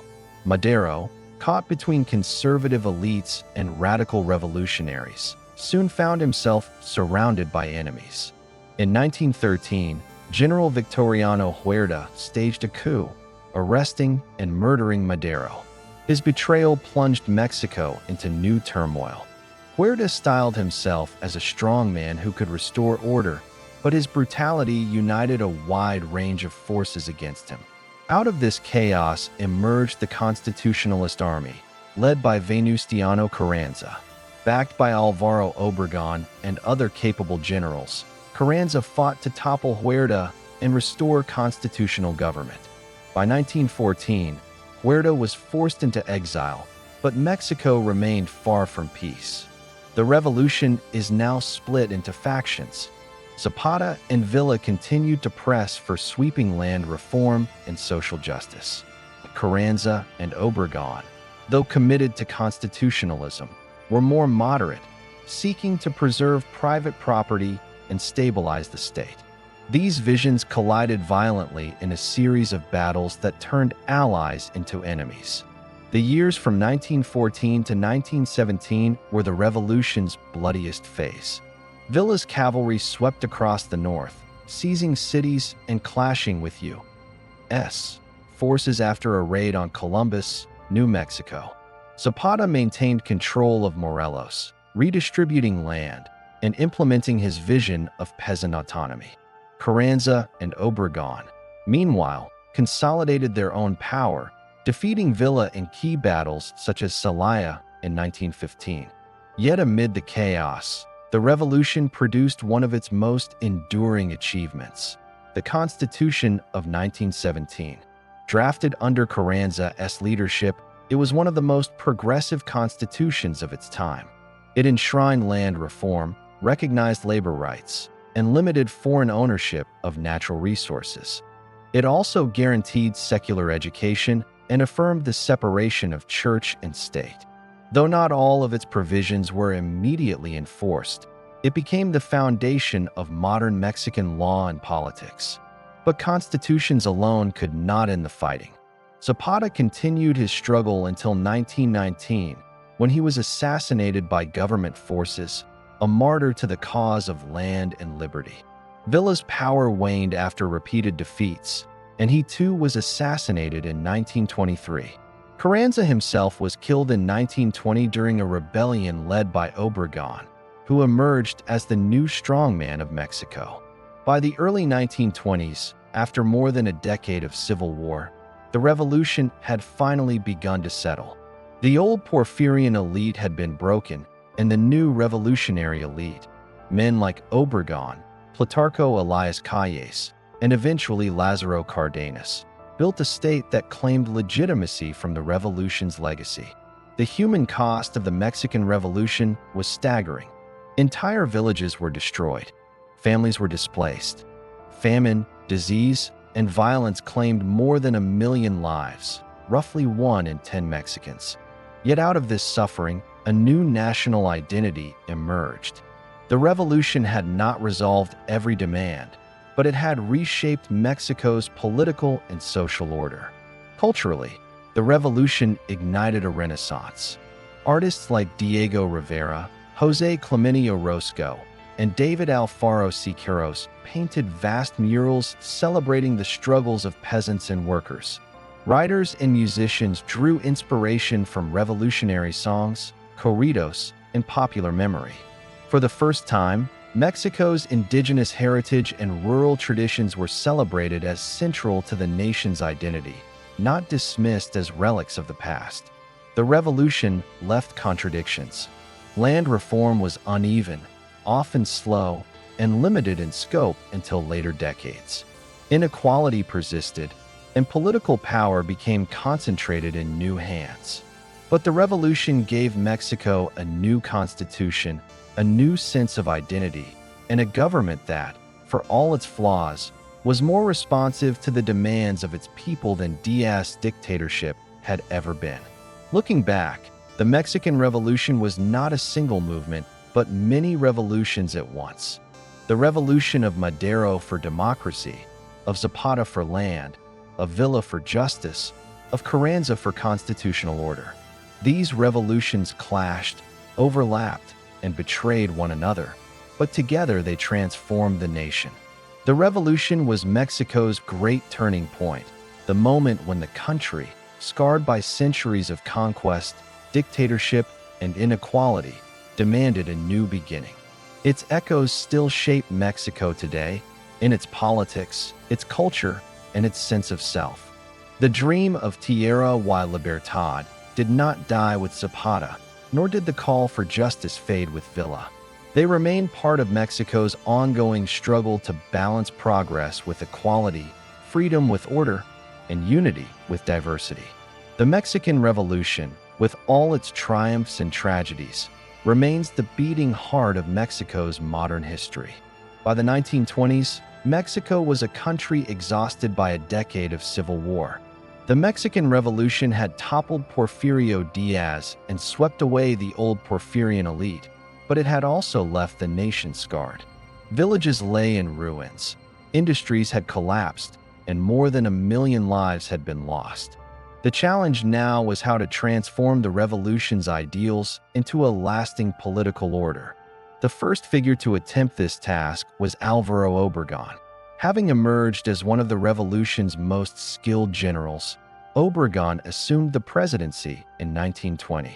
His government sought to stabilize the nation, balance competing interests, and implement some of the revolution's promises. Land reform began cautiously. Schools expanded under the leadership of José Vasconcelos, and workers' organizations gained recognition. Obregon's charisma and pragmatism gave Mexico a measure of stability.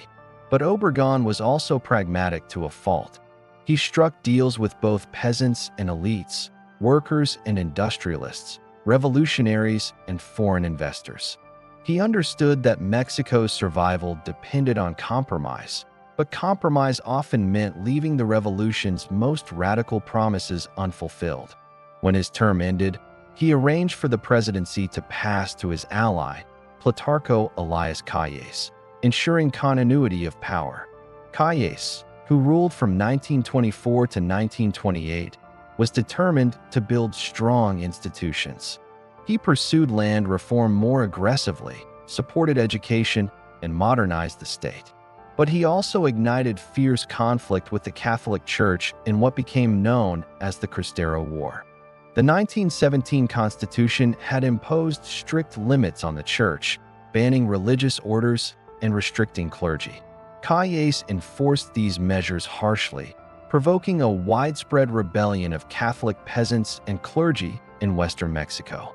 The war, fought from 1926 to 1929, left tens of thousands dead and scarred relations between church and state for decades. The turmoil deepened when Obregon, having returned to politics, was assassinated in 1928 before he could reassume the presidency. The revolution once again seemed at risk of collapsing into factionalism. Calles responded by creating a new system, a way to channel rivalries into a single structure rather than endless civil wars. In 1929, he founded the Partido Nacional Revolucionario, PNR, the National Revolutionary Party, which later evolved into the PRI, Institutional Revolutionary Party. This was no ordinary political party. It was a mechanism to institutionalize the revolution, to contain its factions under one umbrella, and to manage the transfer of power without violence. Presidents would now serve a single term, chosen by the party, and power would pass smoothly from one leader to the next. This system proved remarkably durable. The PRI, under different names and reorganizations, would rule Mexico without interruption for more than 70 years. It presented itself as the guardian of the revolution's legacy, but in practice, it was a machine of patronage, compromise, and control. In the 1930s, the revolution took a new turn under President Lázaro Cárdenas. Unlike his predecessors, Cárdenas embraced the revolution's more radical ideals. He redistributed millions of acres of land to peasants through the ejido system, in which communities collectively owned and farmed land. He strengthened labor unions, supported education, and promoted social welfare. Cárdenas's most dramatic act came in 1938, when he nationalized Mexico's oil industry. Foreign companies had long controlled Mexican oil, extracting profits while leaving little for the country itself. Cárdenas, invoking national sovereignty, expropriated their assets and created Pemex, the state oil company. The move made him a hero to workers, peasants, and nationalists, and it remains one of the defining moments of Mexico's 20th century history. The Cárdenas era marked the high point of revolutionary reform, but it also revealed the limits of transformation. After Cárdenas, the PRI shifted toward a more conservative course, balancing reform with stability, nationalism with foreign investment. The party perfected a system of control known as the dedazo, the president's power to handpick his successor, ensuring continuity of rule. Elections were held, but their outcomes were carefully managed. Opposition parties existed, but real power remained firmly in the PRI's hands.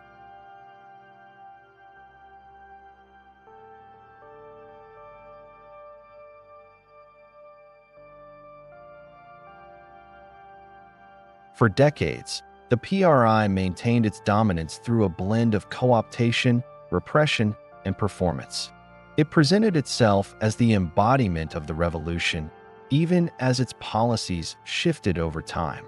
Land reform slowed, labor unions became controlled by the state, and corruption became deeply entrenched. Yet the system was remarkably stable. Compared to the chaos of the 19th century, Mexico under the PRI seemed orderly and modern. The post-revolutionary state also fostered a cultural renaissance. The government sponsored muralists like Diego Rivera, José Clemente Orozco, and David Alfaro Siqueiros, whose vast paintings celebrated workers, peasants, and the revolution's ideals. Public art became a tool of education and propaganda, shaping national identity. Schools expanded, literacy rose, and a new sense of Mexican nationalism emerged, one that embraced indigenous heritage, mestizo identity, and revolutionary pride. But beneath the surface, tensions remained. Inequality persisted, indigenous communities still struggled for rights, and dissent was often silenced. The PRI's dominance created stability, but it was a stability rooted in control rather than genuine democracy. As decades passed, critics accused the party of betraying the very revolution it claimed to embody. Still, in the immediate decades after the revolution, the PRI offered Mexico something it had rarely known: political continuity. The violence of the revolutionary years gave way to a system that, for all its flaws, avoided the coups, dictatorships, and collapses that plagued much of Latin America. The story of post-revolution Mexico, then, is a story of contradiction. It is the story of a revolution that institutionalized its ideals, preserved them in rhetoric, and centralized its power in a single party. It is the story of leaders like Calles, who sought control, and Cardenas, who reignited reform.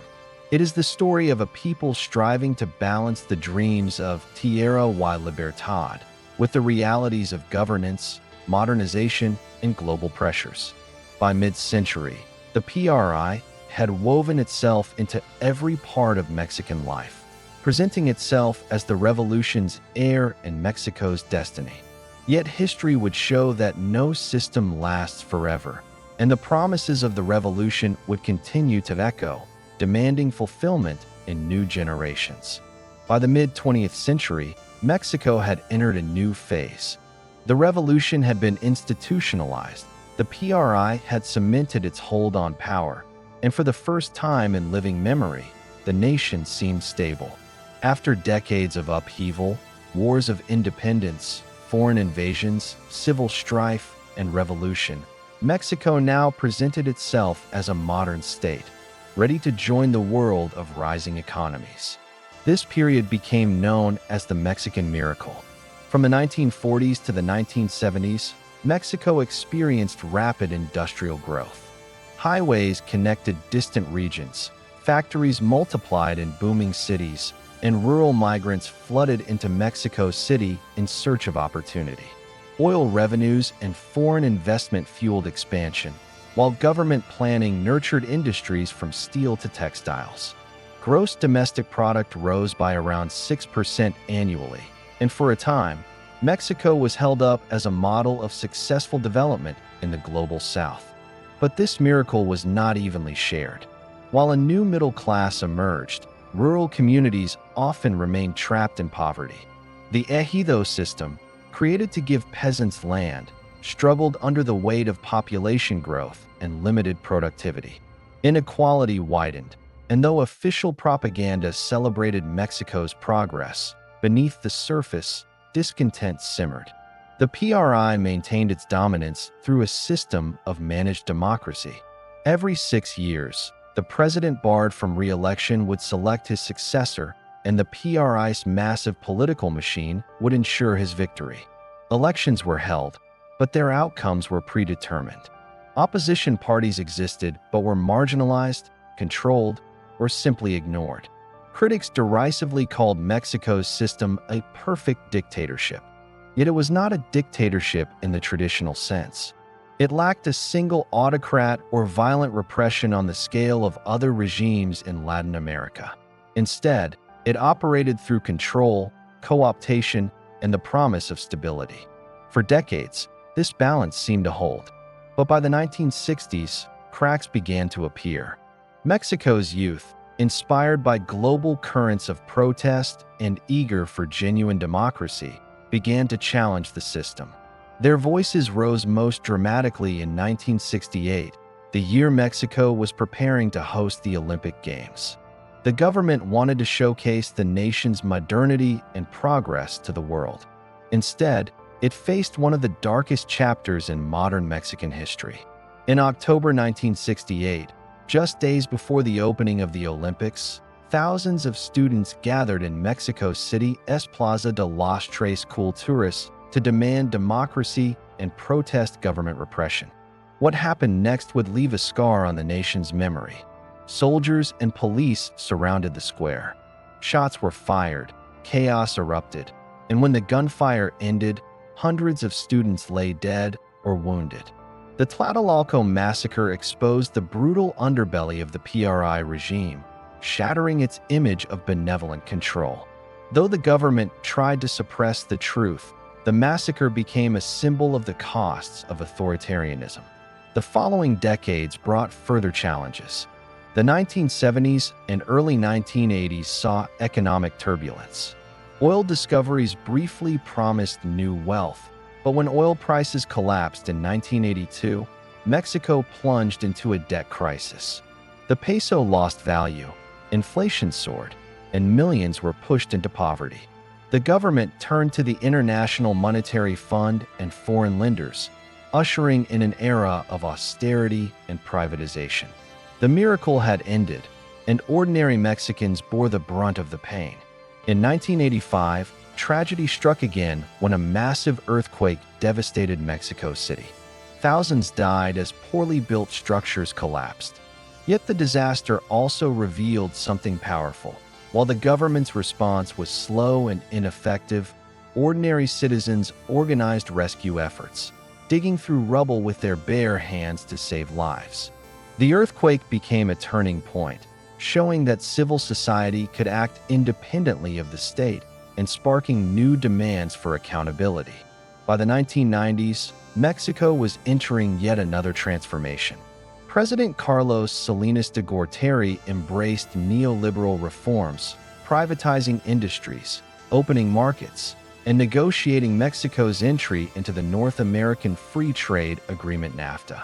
In 1994, Mexico officially joined with the United States and Canada in what was hailed as a new era of globalization. Factories, known as maquiladoras, sprouted along the U.S.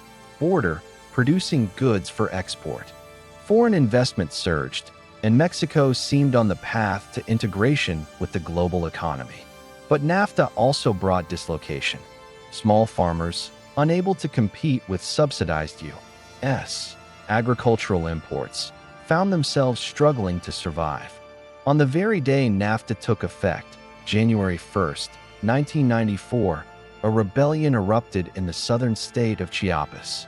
The Zapatista Army of National Liberation, led by the masked figure Subcommandant Marcos, declared war on the Mexican state, demanding land, democracy, and indigenous rights. The uprising captured international attention, a reminder that beneath Mexico's modern facade, deep inequalities remained unresolved. 1994 was a year of crisis on multiple fronts. That March, Luis Donaldo Colosio, the PRI's presidential candidate and a symbol of potential reform, was assassinated during a campaign rally. The killing shocked the nation and fueled suspicions of deep corruption within the system. Later that year, the peso collapsed in what became known as the Tequila Crisis, plunging Mexico into another economic downer. Through all this turmoil, the PRI clung to power, but its grip was weakening. Opposition parties, particularly the Conservative National Action Party, PAN, and the Leftist Party of the Democratic Revolution, PRD, gained strength. Civil society grew bolder, demanding transparency and democracy.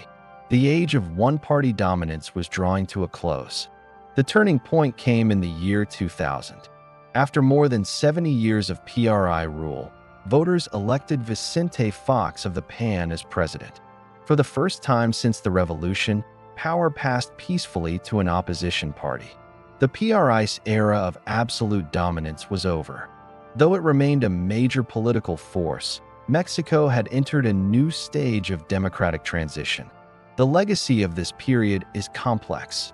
On one hand, the PRI provided Mexico with stability, modernization, and economic growth after decades of chaos. It institutionalized the revolution and created a system that, for all its flaws, allowed the country to avoid the coups and dictatorships that plagued much of Latin America. On the other hand, it entrenched corruption, stifled democracy, and left millions marginalized. The perfect dictatorship was neither fully authoritarian nor fully democratic, and its contradictions eventually led to its undoing.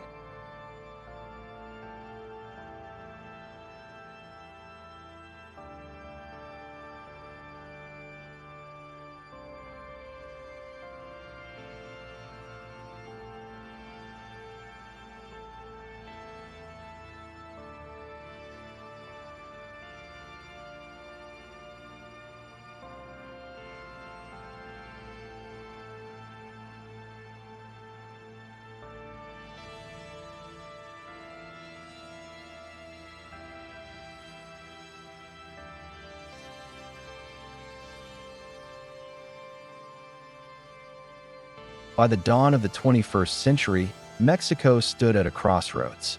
The promises of the revolution remained unfulfilled, yet the monopoly of the PRI was broken. The future would bring new challenges: globalization, migration, drug violence, and the struggle to build a true democracy. But one thing was clear: the long night of one-party rule was finally over, and Mexico was entering a new chapter in its history. When Vicente Fox assumed the presidency in the year 2000, the world hailed it as the dawn of a new era. For the first time in more than 7 decades, Mexico had broken free from the grip of the PRI. The transition marked not only the end of a political monopoly, but also the promise of genuine democracy. Yet the challenges awaiting modern Mexico were immense, and in many ways, the 21st century has proven to be one of its most turbulent chapters. At the forefront stands the issue of violence. In 2006, under President Felipe Calderón, Mexico declared open war on its powerful drug cartels. The government deployed tens of thousands of soldiers and federal police, hoping to dismantle the cartels and restore order. But instead of peace, the country descended into an era of staggering bloodshed. Rival cartels splintered, communities became battlefields, and the state's efforts often only fueled further conflict. Over the following years, more than 300,000 people would lose their lives, with tens of thousands more disappearing into the shadows of Mexico's violence. Cities like Ciudad Juarez, once bustling centers of industry, became synonymous with cartel brutality. For many Mexicans, the so-called drug war was less a fight against crime than a new civil war fought in the streets, neighborhoods, and even schools of the nation. This violence intersected with another defining theme of modern Mexico: migration. For decades, millions of Mexicans had crossed the northern border in search of work, contributing labor to the United States in industries from agriculture to construction. Remittances sent home by migrant workers became one of Mexico's most important sources of income, sustaining countless families. Yet migration has also been a story of hardship. Families were separated, migrants exploited, and political battles raged in Washington over immigration policy. In the 21st century, Mexico found itself caught in the middle of a growing debate, its people framed alternately as contributors to the U.S. economy and as targets of political rhetoric.